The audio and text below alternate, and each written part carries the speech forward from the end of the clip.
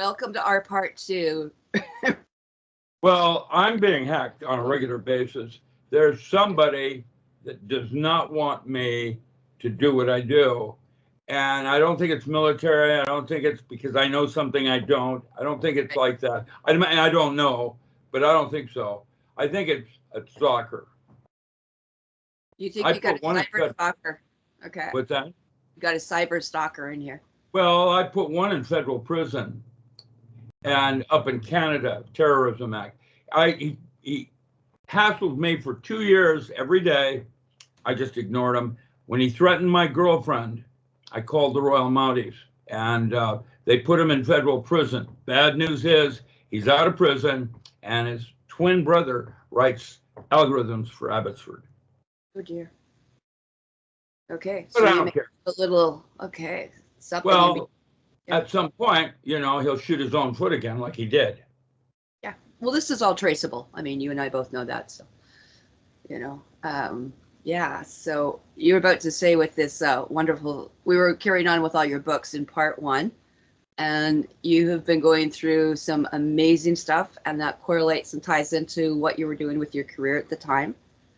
So you were just talking about the one we had here, getting in. You've gone through the herbology and all the I haven't even gotten into agriculture. The potential of herbs as a cash crop. Oh, interesting. So you're started, yeah, and then how to make a living in the woods. Native plants of commercial importance.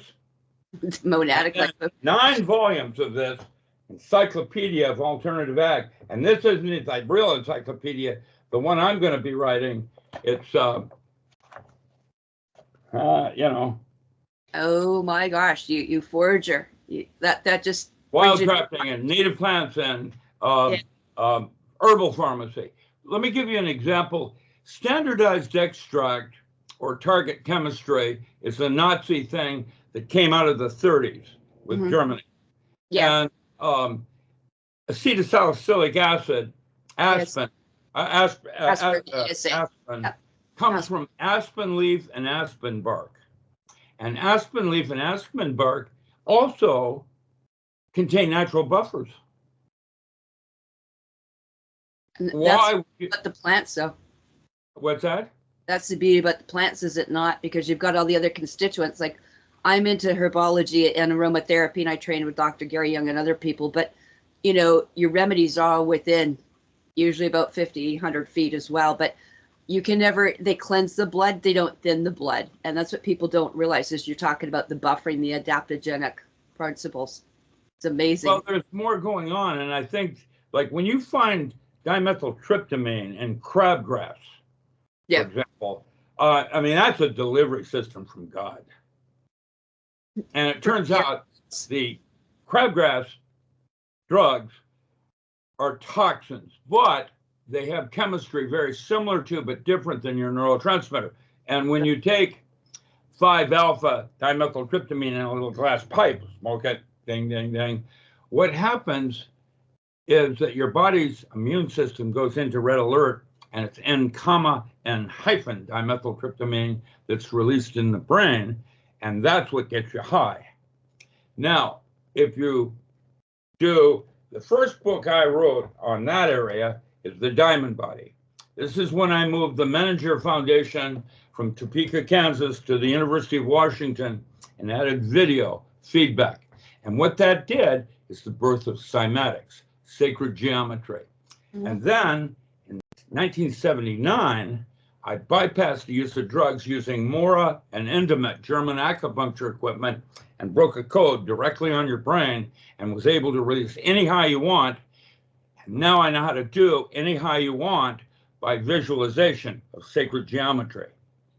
And the third book in this series, that will be called Electromagic. And the third book in the series then is Yogatronics, where I then took both of those concepts and created a wormhole and went to Mars. Now, can we talk a little bit about that? I'm really fascinated by that, because a friend of mine and I studied with is Dr. Richard Bartlett, which was one of the creators of the physics of miracles and, of course, matrix energetics. So I'm part of his crew. And then when you bring in the stuff about the Mora and the radionics and stuff, one of my first medical devices in radionics was the EFPX or SKIO, which was developed by Dr. Bill Nelson, which studied with the Apollo 13 project and those 40 Russian scientists. So I'm also an original SKIO therapist that has now moved to working with Ryan Williams. Like me. Ryan Williams, and he's at Insight Health Apps, and he's developed all the Genius and BioVibe and Odysseys with Garnett Dupuis and also with Dr. Debbie Drake. And so I've been in this industry now. Out of my 42 years nursing, I went into this field of quantum medicine 25 years ago. So you're talking something that's so near and dear to my heart when you can bring the semantics, the sound, and the light and the languages and bring it and deliver it in those scalar waves. So I'm totally fascinated by what you... Oh, that's what I do, is I try to collect from different fields. Right. And bring them together to move man forward. Imagine what man could become. Oh, exactly. He had control of 400 altered states of consciousness. Well, I think the whole graphic, is that not what it is? When I'm writing, because I write the codes as well. So, for example, we just had the stupid fog out here in the Kootenays, and the serratia and the fires and the direct energy weapons. But the serratia, okay, fine. I can find the codes for that or make it. Or behind here are actually, I've got Tesla plates and radionic plates that plug into the devices that you can put those substances in and deliver it in a holographic way. And like you said, you could use your own voice with those imaginations and affirmations and recreate your entire life that way. What beauty is that? You know what I mean? The good news for me, though, is I have a get out of jail card. I have a TARDIS. Okay, let me know about it. Well, that's what Saturn is all about. It only has seats for 144,000, though. All aboard? Get out of jail card. Wonderful. I'm driven by writing. I don't know why I am. And the cool part was this last week, I got back in touch with someone I hadn't talked to since, the last time I talked to Tim was in 2010 when I did my last article in Green Egg. I started writing neo-pagan. I started as a neo-pagan Church of All Worlds, which is still functioning, by the way. And I then moved to Coven Camelot Star of the North when my friend graduated. He wrote Real Magic. Isaac Bonwitz wrote a book called Real Magic, which was his thesis at Berkeley. And then he started writing for Llewellyn, which is a big occult thing, because I had a big bookstore on that. And what happened next was I then went into witchcraft and was Coven Camelot Star of the North. And then I met Phyllis Seckler. She saw me doing Tai Chi down on the beaches, and so she took charge of me. Her husband was Grady McMurtry he was caliphate for OTO, Ordo Templi Orientis. And when Grady died, they offered me caliphate to run the magical order, and I turned it down because I didn't really want to run a magical order that was mostly a bunch of young kids trying to rationalize their use of drugs. Yeah. Altered states are tools in a toolbox. The laws of physics change. And that's what my multiverse is going to talk about, how the change at the altered state creates a different set of realities of what you can and can't do. And you can do things in those states you can't do here. Like statistical inference ESP. Like being able to slow time down so that you're experiencing it with the precision. That was one of my seafoods. When I came, Mom worked into China theater, and when I was 4 years old, she put me in a northern Shaolin Buddhist temple, Christian.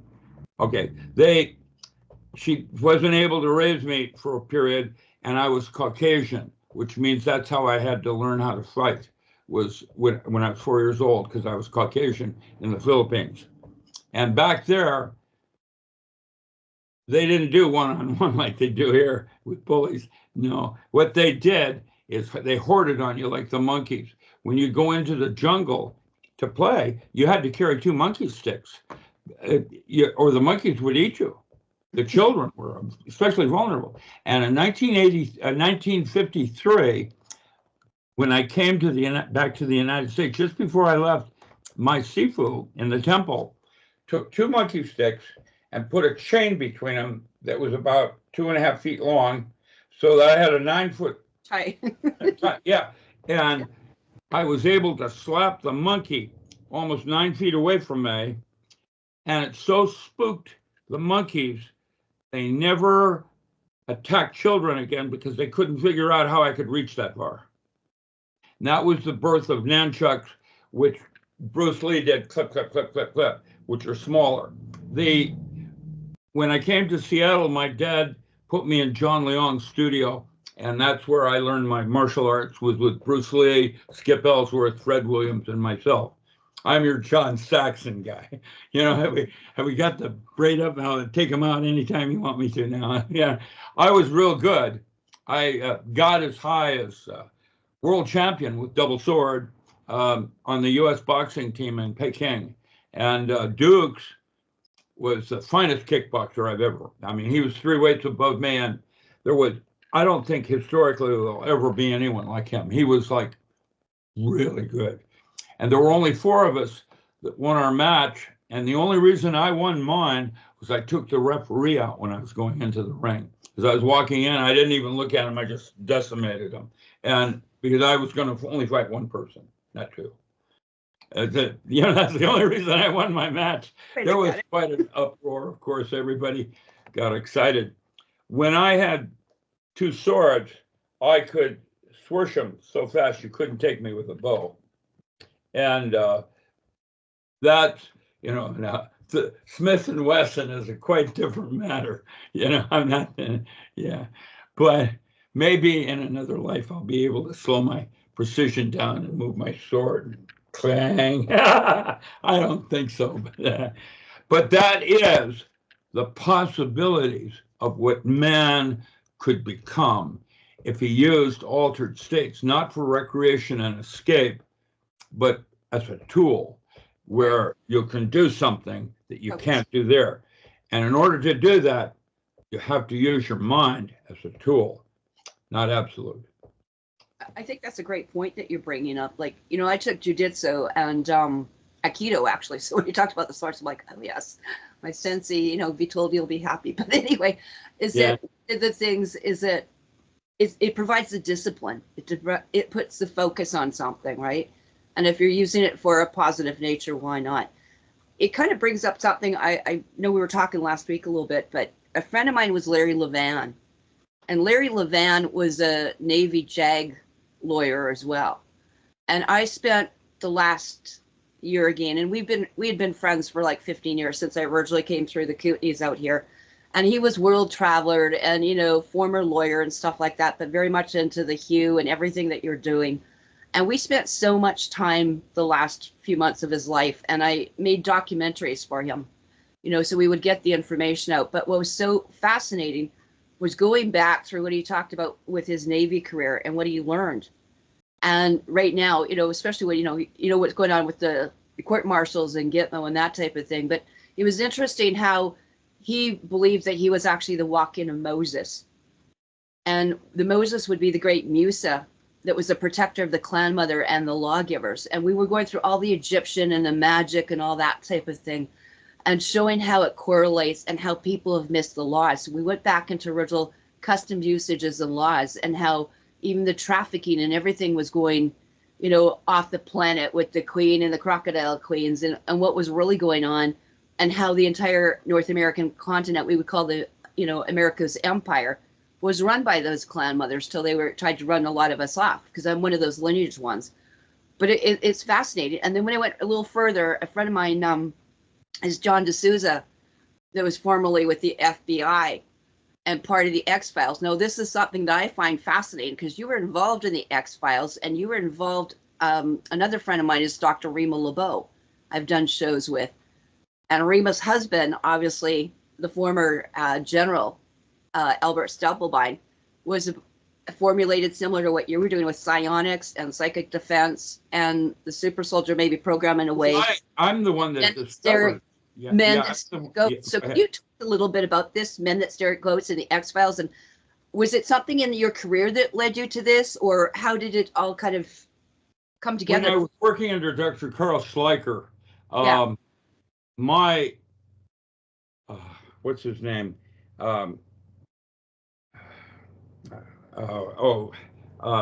He was editor of Time Warner. Bernard Shercliffe retired as editor of Time Warner and Mad Magazine, and he moved to Merlin, Oregon.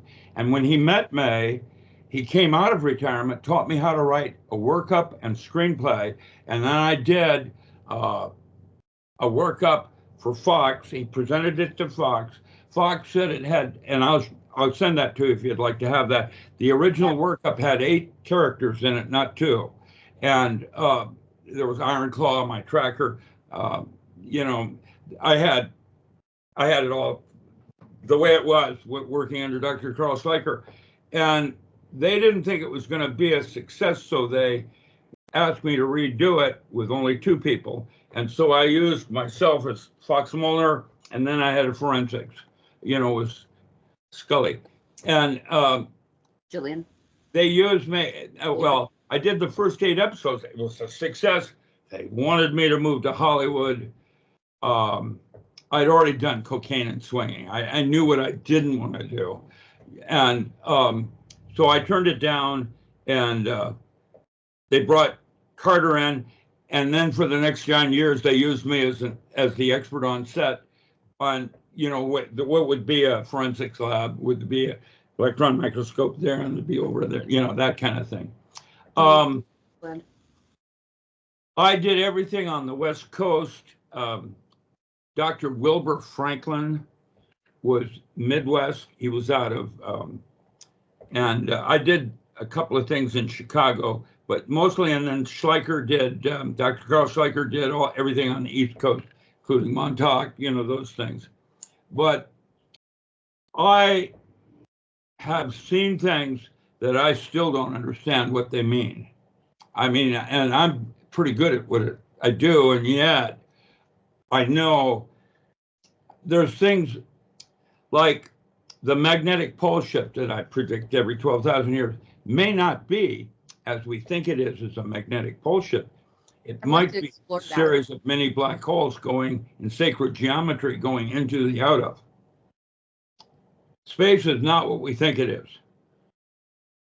We knew that back in 1972 with Janev's work out of Yugoslavia. And that was when astrology became astronomy, and then astronomy changed to cosmobiology, the geometric relationship of celestial bodies on biological processes. And we're just sugar ants in Gaia's kitchen.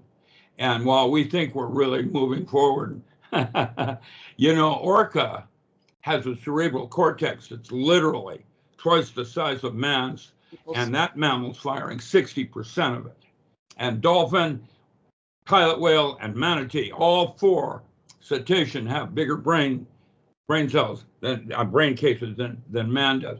And an elephant is close to man and shows a kind of empathy. Even a dog is sensitive, you know, in terms of instinct and knowing things right out of the gate.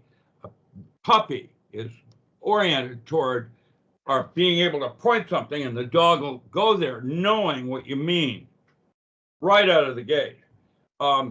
Man isn't that big a deal. And while we're destroying the planet right now, I think that's one of the reasons why we do have a magnetic pole shift, because Homo neanderthalis was a more evolved species than Homo sapien. It had 3 rings in the DNA, not 2. It's the one that taught men how to come in out of the rain and shelter and how to write. And where is that?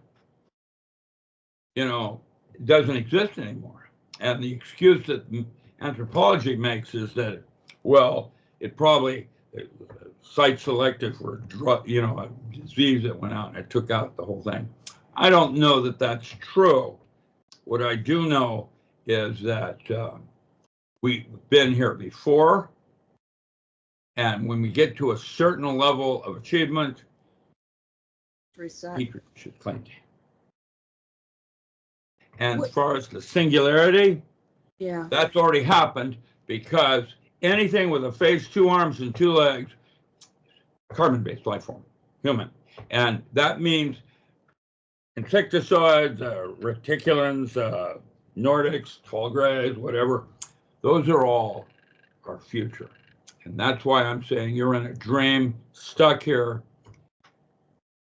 When I was at Groom Lake and met Krill, I honestly believe that was me programming me for this moment.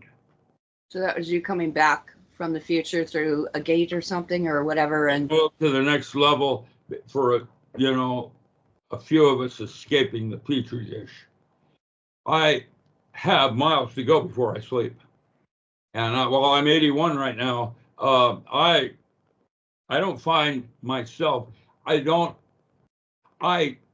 have dementia. I don't have any of that stuff. And you see me hesitate on memory. That is true, but look at what I store. I was going to say, you're trying to just find the sorting the file. Well, I've got a eidetic memory. If I take a picture, I've got you forever. You know, I know. I mean, and the access technology that you have, you know, I think that's just a wonder in itself. You know, it's not about IQ or anything. It's about the creativity and accessing and knowing that you can do who you are, but what you do. It determines who you are. And that's why I want to leave footprints. And my intent over purpose is to always leave something better than I found it. And if I can do that, I will have done my part. No, I think that's worthy. But the other thing, too, is I think that should be innate in most people. But it didn't matter if my mom said that the house or that when you're babysitting better be cleaner and better than when you came. But it's the same thing here as a clan mother. You know, I cannot conceive why people can't recycle, why they can't, plant things, why they can't be sustainable, why they can't look after things. And something that should be so innate, like keeping something, even your place clean, or, whatever it is, self-grooming. I don't care to what degree, but the destruction and the vandalism and the lack of purpose and the lack of respect for Gaia. Now, to finish all these manuscripts I haven't finished. So let's talk a little bit more about your book. So where else, you've talked a little bit about that diamond. Well, I'm burned out. It's been an hour-ish. I think that's enough for me for a day. But I can tell you in the next 2 weeks, I'm going to upload 3 $400 courses I took from Scientology on how to change a belief system like you would a pair of clothing. And they're called Life Integration and using brain drivers. And the brain driver, that $40 brain driver I have, is it's way better than the neurophone or any of the other things that are related like that. Okay. And it has 6 different videos and then a bunch of dialogue and follow-up on how to do it. The problem is you need to have a second person to foil with. You know what I mean by foil? Back and forth? Like, when I chunk something, what's more important, your sister or your mother? Who comes first? If you had to save one of the two, which one would it be? A lot of people don't know. That's one of the things that allows you to identify that. And then if that's not what you want, how to change it. And it change it like you would a pair of clothing, because that's what your belief systems are about. You're supposed to use them as tools, not absolutes. And because that's what made us God's choice. God's favorite was choice. The idea that you choose what just happened. Oh, yes. Okay. I'm going to talk a little bit about I'm going to flip over to your website here at richardallenmiller.com. Do you want to just walk us just briefly through this? So let's go to the bookstore. Okay, so let's go to the bookstore. And we're bookstore. The keepsake shelf, by the way, is where I have things I was downsizing that are priceless I put them up for sale. There's your diamond body. This is a scroll down is a list. The non-toxic farming handbook, best basics in preparedness. Keep going. There's one on biological effects on EM radiation, sacred geometry. There's the 5-book set I was talking about. And those books keep going. Modern Alchemist, more, keep going. There's different books. Power tools, I have them in several forms in case you live in Canada, because until I get that's why I did these specials, shipping to Canada, because shipping a single book to Canada costs more than the book itself. I know. I'm up here. I'm hearing what they're hitting at the border. Yeah. Well, okay. Now you've done. Keep going on the books. Keep going. Keep going. Keep going. The Project Paragraph commercial. Okay. Now these are different encyclopedias, and I don't have these in hard copy. This is all and it's cross-reference. Okay. Okay. And then cash crop, and then I have. You see the PDFs here? Those PDFs are only 4, I guess, of 360 PDFs I'm going to be doing. And they are going to be another set of encyclopedias that are almost done. Now, Magical Mushroom, keep going. That was the original one with Paul Stamets, and there's a Philosophy Stuntii, that was our professor. CSR Handbook, Healing Yourself, was something we did when we had Open Door Clinic. And there's Carillion Photography that I did. And then my metaphysics courses, these were done in 1990 to 2001. And these books, that for $15, you get maybe 7 or 8 Aleister Crowley books, me talking on lecturing on that and things like that. So just the metaphysics alone will give you probably around 50 rare PDFs in magic and metaphysics. And then you have tools. Where's tool? Yeah, reprogramming tools. Yeah, reprogramming tools. Yeah. Okay, there's your brain driver and further resources. And I'm going to come, these are things that I do. I'm going to upload a whole series of tools that use this brain driver. This brain driver is worth hundreds of dollars. Oh yeah, these are some of the things I've been writing. There's a wealth of information on here. So what's your take on, we're obviously in a pole shift. Do you think it's magnetic pole shift? I'm the guy that did that. Every 12,000 years, there's a magnetic pole shift in all of the planets and the sun. And the sun and all the planets except Mercury and Earth now have shifted their pole. And they're all spinning. They've changed their spins and as well. The Earth almost did it twice, 2 years ago, when the core of Earth stopped and then picked back up going in the same direction. When it shifts, there'll be cataclysmic effects with volcanoes going off. Yeah, that kind of thing. Yeah. It'll be on the West Coast. It'll be that volcano off of Crescent City that doesn't have, yeah, and I do all kinds of other things. Spike Protein Handbook, ebooks provided by LeBeau. Yeah, there's a whole wealth of information. We can cover that on maybe our part 2. Yeah. There's I'm all over the place. I have 70,000 rare manuscripts in PDF form that the Warburg doesn't even have. And what I want to do is put up a download library for subscription. Right. Yeah, you've got some stuff I see also there is on Facebook that you've got, and you've got YouTube, you've got Twitter, you've got several different sites where you've got stuff up for people to, further their education. And what I'm going to do with Oak Incorporated, Oak Institute, is going to be that's courses I taught for children when they weren't sending them to school. I taught online, and that was Oak Institute. And oh yeah,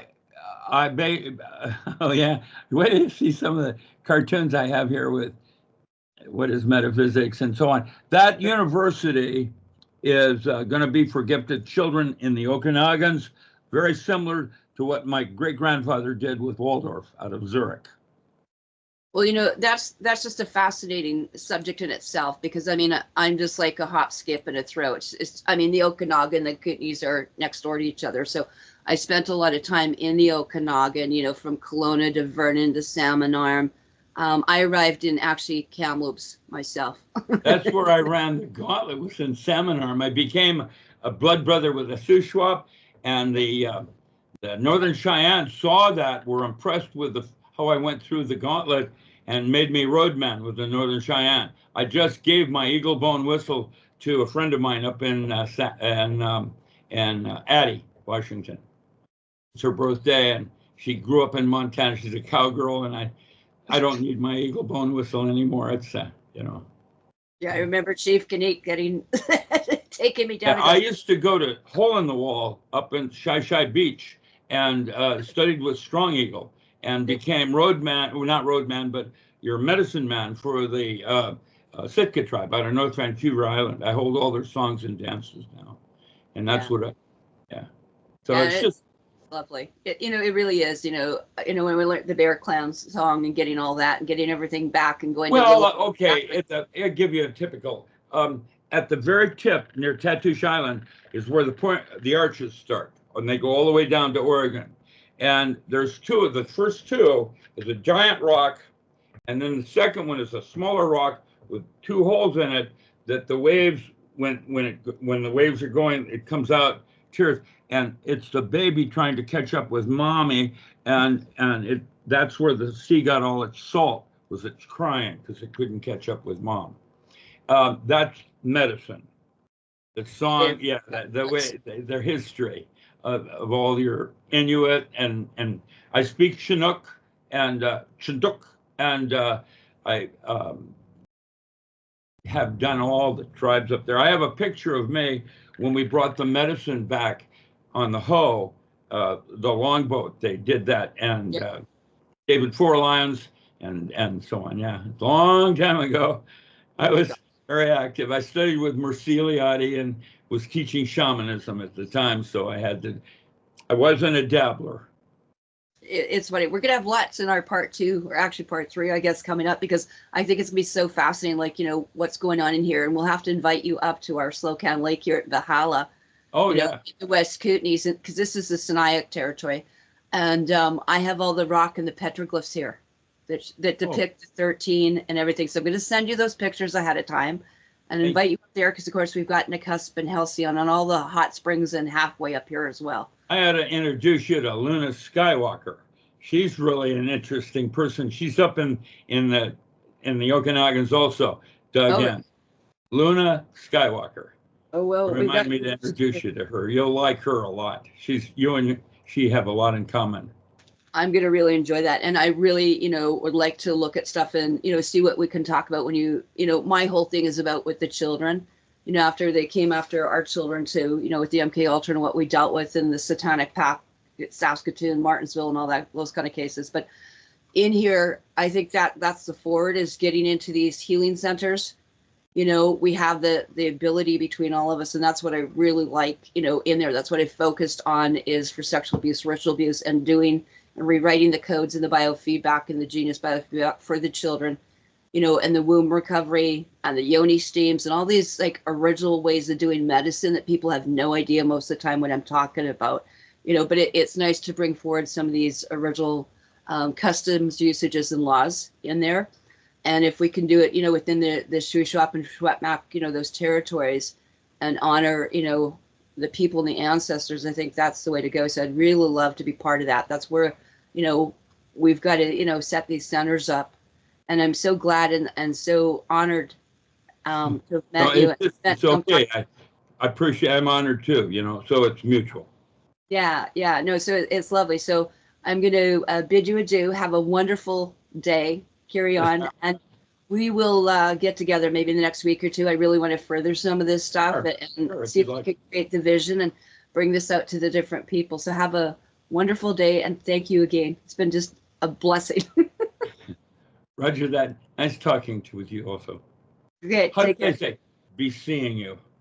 We see. That's from the prisoner. Till we see you again. Yeah. Spasibo. Yeah. Yeah. Spasibo. Bye. Thank you. Limlich. Okay. Take care.